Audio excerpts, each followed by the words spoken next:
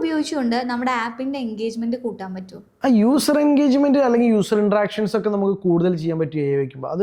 അതെന്താ വെച്ചാൽ നമ്മൾ ആപ്ലിക്കേഷൻ നമ്മൾ ഉപയോഗിക്കുമ്പോൾ അല്ലെങ്കിൽ യൂസർ ഉപയോഗിക്കുമ്പോൾ ഈ യൂസർക്ക് യൂസർക്ക് ഇവരുടെ പേഴ്സണാലിറ്റി എന്താണ്, ഇവരുടെ ബിഹേവിയർ എന്താണ്, അതിപ്പോൾ ന്യൂ പ്രോഡക്റ്റ് പർച്ചേസിങ് ആണെങ്കിൽ പർച്ചേസിങ് ബിഹേവിയർ എന്താണ്, ഈ ഒരു പ്രോഡക്റ്റ് വാങ്ങും ഇല്ലെങ്കിൽ വാങ്ങില്ല ചുമ്മാ നോക്കി പോകണം.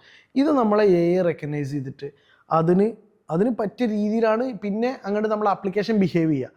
അതുകൊണ്ട് തന്നെ നമ്മൾ ഓരോ യൂസേഴ്സ് പ്രത്യേക ടൈപ്പുകളാണ്.